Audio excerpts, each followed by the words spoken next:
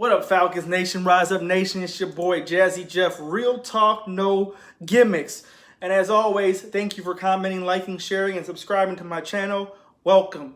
I also want to give a special shout out to Rise Up Rundown and FILA Sports, which is Forever I Love Atlanta. Both of them joined the Unintentional Grounding family, and we're going to continue to take over and give Falcons fans what they deserve. A whole nation of Falcons YouTube channels, news, updates, everything on the team that we all bleed for. So shout out to them. Links to their channels are in my description below, so check them out. They do good stuff. Also want to mention real quick before I start, Mad Mike Sports, he mentioned this in his live stream earlier today about how there's a fan at camp today throwing a football at Matt Ryan. Yes, you heard it. A Falcons fan took a football and threw it at our own quarterback. We have a hard enough time defending the stupid-ass biased media against our team and their hatred for Matt Ryan. We don't need fans trying to throw footballs at the leader of our football team. Like, how dumb can you be? If you don't like the Falcons and you're not a fan, then just don't be there. Leave. If you're still hung up on 28-3, quit bitching, just leave. If you're still hung up on Michael Vick, quit bitching, just leave.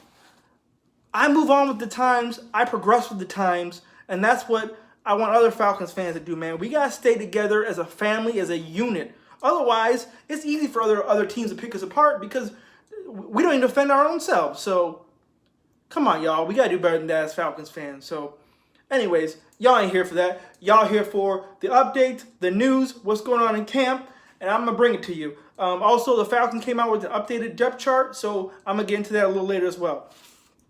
So let's start with the defense. As you guys know, or maybe some of you don't know, the Falcons are switching to a 3-4 defense. Now, if you don't know what that is, that means that we will have in our base defense package 3 down linemen and 4 standing linebackers. We also have been spotted to run a 4-6 bear front defense on the goal line. 4-6 bear front defense is 8-man in the box, which means we take Keanu Neal and we drop him down in the box, so he's basically another linebacker. Y'all can tell me if y'all are okay with that or not, because in a 4-6 defense, that means a lot of times tight ends are more open. So it hurts our defense in that aspect, but who knows? Trufant and Rico both got interceptions today, which is good to see. So I know you guys are going to say, oh, but Matt Ryan threw those picks. But I'm not worried about Matt Ryan in the regular season. The guy's almost putting up MVP numbers every year. It's the defense. We lose games because of the defense. I went back and I watched all the losses, and it was 95% because we couldn't keep leads, and the defense blew it. So Matt Ryan will be fine. I don't worry about that. I am so glad that the defense is looking stronger and stronger every day. So shouts out to Rico and Trufant. According to Kelsey Conway from AtlantaFalcons.com, she said Grady Jarrett is having the best camp almost in his career. And he embarrassed Lindstrom on video, went viral in one of the practice reps. The second time around, Lindstrom held his own. So I'm glad to see that Lindstrom is getting better. Our new addition, Alan Bailey, man, he's wreaking havoc. He was in a video. He pushed Lindstrom around with just a bull rush, man. This guy is so strong, and he's so explosive. And I can't wait to see him next to Grady, man, on that line. He's going to be a beast. I still can't believe the Chiefs let him go. I don't know what other teams weren't seeing in him, but I'm so glad that Quinn kept calling him and calling him. He finally answered, and he came to our team.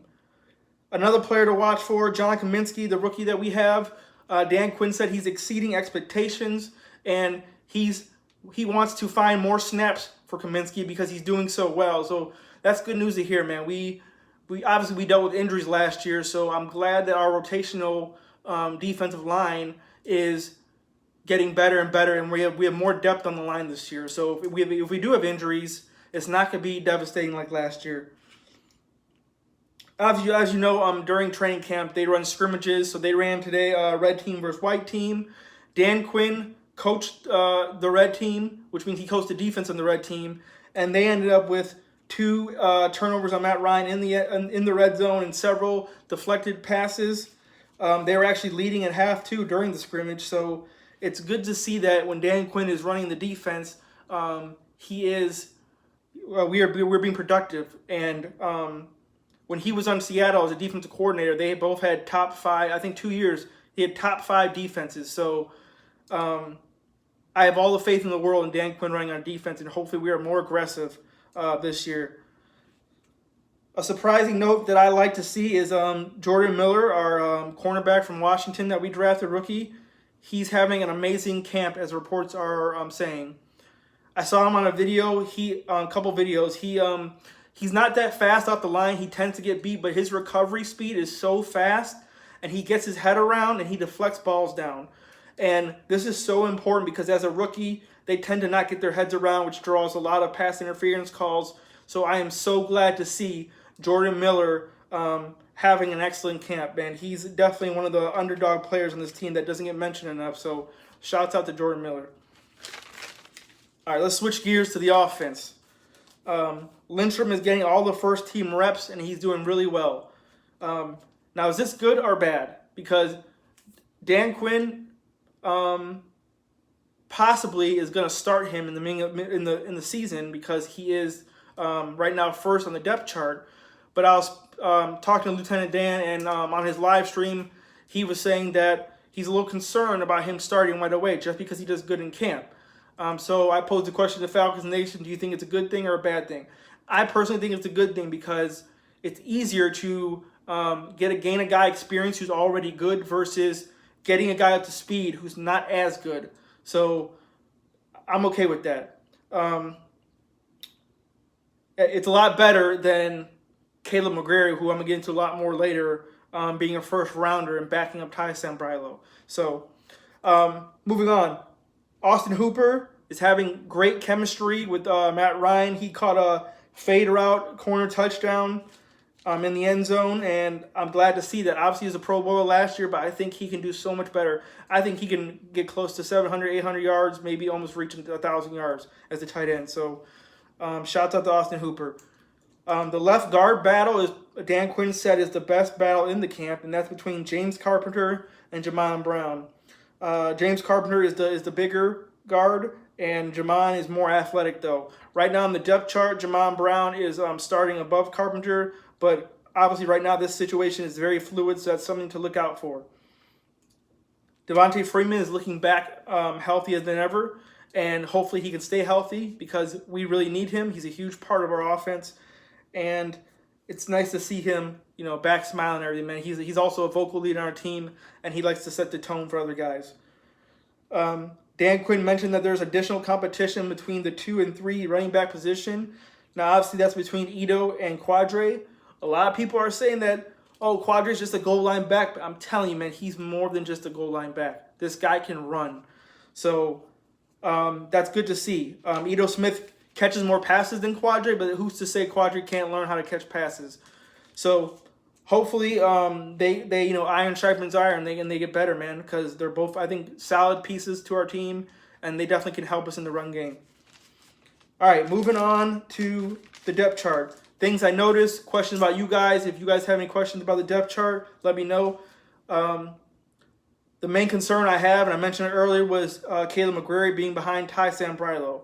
This pisses me off because we traded up for him in the first round.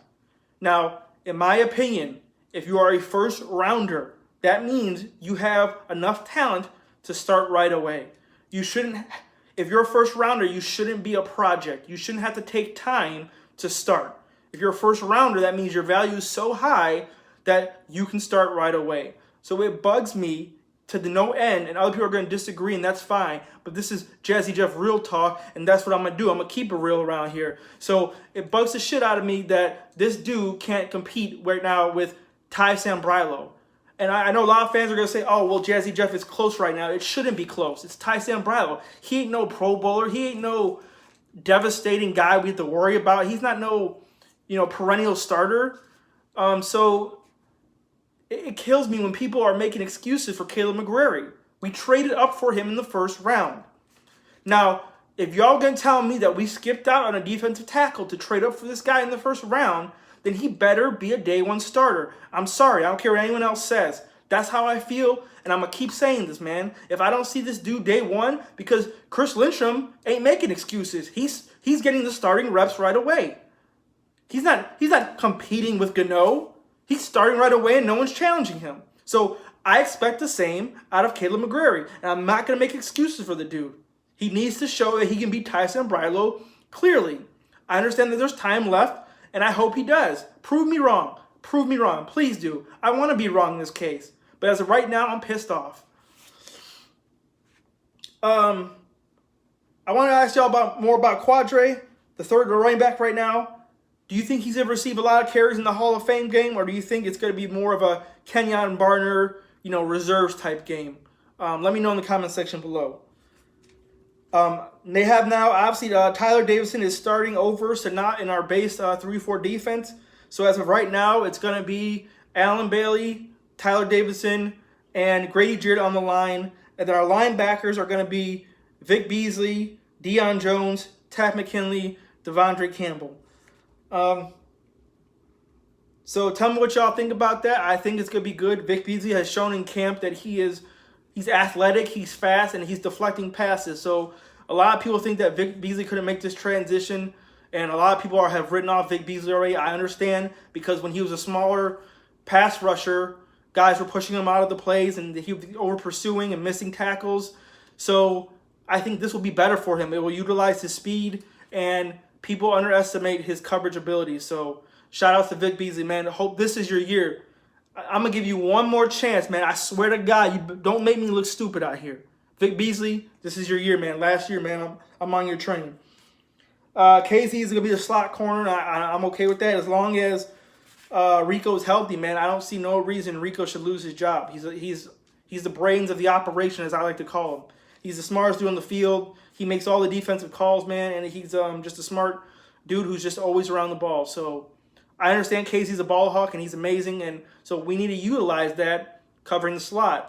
Obviously, we don't have Brian Poole anymore, and I think Casey can do a better job than Brian Poole. So come on, Casey. Don't let me down, man. Falcons Nation, do you see this depth chart remaining the same, or do you see changes to come? Let me know in the comments section below. That's all I got for today, man. Moving forward, what do I want to see going into the season? I want to see if we can play the type of defense that can hold a lead. Obviously, you know that we have a history of blowing leads and playing a certain different way after we maintain a lead. So I want more aggression. I'm sick of us playing a soft zone once we get a lead. I want to generate more pressure using the front, the front three now. And I'm glad that Dan Quinn is coaching this defense. I was a big Marquand Manuel fan, but I couldn't defend him anymore towards the end of last year, man, because he just lacked the ability to adapt to having a lead, man. He just decided to just rest on the fact that we had a lead, and we ended up, losing by 3 points or a game-winning touchdown, and I'm sick of seeing that, man. This team is too good to be losing leads like that. So we all know that is our Achilles heel, and hopefully we remedy that this year. All right, y'all. That's all I got for the day. Comment, like, share, subscribe, all that good stuff. To my Falcons Nation Unintentional Grounding family, we here now, and we coming for the takeover.